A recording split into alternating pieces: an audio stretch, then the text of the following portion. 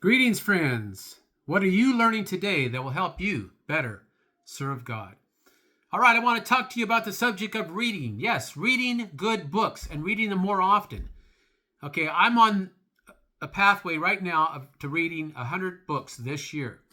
It'll be the first time I've ever done it. I think I'm up to about 85 books right now, 84, 85. So I don't have that many books to read. And I've got about 8 weeks left, so I need to knock out another 15 books, which shouldn't be a problem. This takes discipline, okay? This will discipline you in a way like you've never been disciplined before. So here's what you do. All you have to do is spend 20 minutes a day. Can you do that? 20 minutes a day, and you can read 24 books a year. Now here's how it works out. The average American reads about 250 words per minute. All right, so let me look at my figures here. 20 minutes a day. That's 250 words times 20 minutes. That's 5,000 words a day times just 5 days a week. Give yourself the weekends off. That's 25,000 words per week, or 100,000 words per month. All right? The average book has about 200, the average nonfiction book has about 250 words per page. So you take your 100,000 words divided by 250, and that's going to give you 400 pages a month. The average book, let's say you read a book that has 200 pages in it. 400 divided by 200 is 2. So that's 2 books per month. Did I do my math right? I think I did. Or 24 books per year. Now, some books are going to be shorter. They might only be 150 pages or 100 pages. All right? It's not so important how long the book is. Just make sure it's a good book. Now, here's how you do it. Here's another way to do it.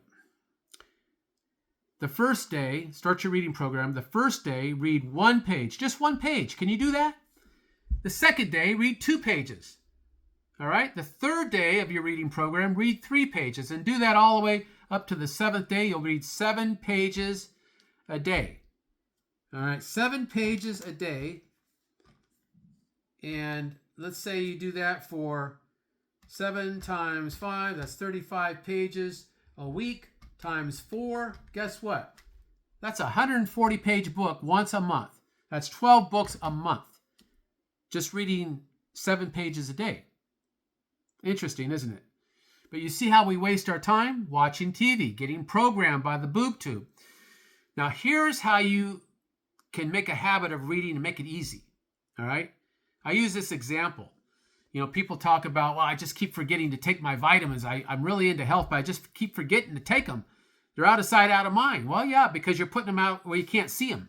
How about putting them, instead of in a cabinet somewhere, put them on the stove top, next to the stove, or on the kitchen counter, or on your table in your kitchen, or put them next to your nightstand before you go to bed. Put them where you will see them every day, and you'll be reminded to take them. Does that make sense? All right. So do the same thing with books. Put one on your pillow so when you go to bed at night, you can read, if that's when you like to read. You might be too tired to read at night. I don't know. But put one on your nightstand next to your bed so that when you get up in the morning, you can make that a habit. You can just pick up the book and put your 10 minutes in, or read your page a day, or eventually, again, though, after the 7th day, you're going to be reading 7 pages a day. All right? And here's another place to put your books. How about putting them in the living room on the coffee table? Instead of, or maybe you have a little coffee stand next to your sofa. Instead of watching TV so much, put it right next there, right next to your sofa. So when you sit down, instead of watching TV, you can pick up the book and read it. Get your reading in every day. Here's another place to put it. I wrote a little list here. So your nightstand in your bed, how about in your bathroom? You know, are you constipated? Are you sitting on that? Are you sitting on the toilet too long? You know, make productive use. Read. There is called this bathroom book that the Robert Allen used to talk about, this bathroom book, and this guy wrote it for the purpose of people reading in the bathroom. I don't know what the exact title of that book was, but you know, you can read 5 minutes or 2 minutes, whatever, however long it takes you, if you're not constipated. But pick up the book and read. How about putting one on the patio? If you have a patio, enclosed patio, you can do it on an uncovered patio too. Put it out there when you sit down, pick up the book and read it. Here's another place to put one. You might not have thought about this. Put it in your automobile, in your car. Not that you're going to be reading while you're driving. No, I don't want you to do that and get in an accident and get somebody hurt, including yourself. But we all know that when, let's say you're running an errand throughout the day and you're waiting for your significant other to go in and buy groceries or whatever, or maybe you're waiting for your children to come out of school, or there's downtime, right? You're sitting in your car. Grab that book that's sitting in the front seat, or it's up on the dashboard. That's not probably the best place to put it. Maybe in the back seat. Someplace where you can see the book, okay? And pick the book up and start reading there. All right? You'll find this idea. It's not original with me. It's in Atomic Habits, written by James Clear. And like with the vitamins, you put them where you can see them. Now me, I'm very disciplined when it comes to taking my vitamin supplements, all right? So I put them in my kitchen counter, but I don't forget to take them. It's just like clockwork. It happens every day. But for those who, like my wife, she says she keeps forgetting to take her vitamins. She puts them out where she can't see them. But now she's putting them on the dresser. And she'll see them as she's dressing in the morning for work, and she'll remember to take them. But get in the habit. Develop good habits. That's what we need to do. Develop good habits. Reading is a good habit. I know Solomon said, the making of books there is no end, but it also says, study to show yourself approved unto God, a workman that needeth not be ashamed, rightly dividing the word of truth, in Timothy 2:15. Well, should we just read the Bible? The Bible has 66 books. That's the first and foremost book that we should be studying, the books of the Bible. But you can read books about your profession. If you're a lawyer, or if you're a doctor, or if you're a dentist, or if you're an auto mechanic, or whatever you're doing. If you're a businessman, if you're engaged in sales and marketing, read books on that. Personal development. You start to develop your mind. You start to actually expand yourself. Now, some people would say read outside the area of your expertise. I think that's a good idea too.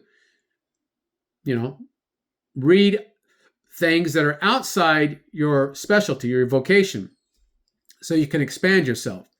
Read books on history. Read books on politics. Read books on philosophy, government. Read books on literature, American literature, world literature. You got to start reading. That's how we learn. That's why we start learning when kindergarten, first grade, to learn how to read. There was what was the name of that law? The Old Delude or Satan Act or something like that. The Puritans and the colonists, they wanted their children to learn how to read. It was mandatory, I believe, in the schools, because they knew that Satan, if he could get people to become illiterate, they wouldn't read the Bible. Therefore, they wouldn't be able to discern what was good and evil. They wouldn't know God's will, because God's will is revealed in the Holy Scriptures, isn't it? That's why we are to read it.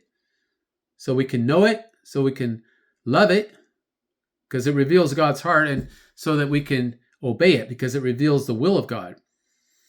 All right, hope this helps. And we'll talk a little bit more about this subject later.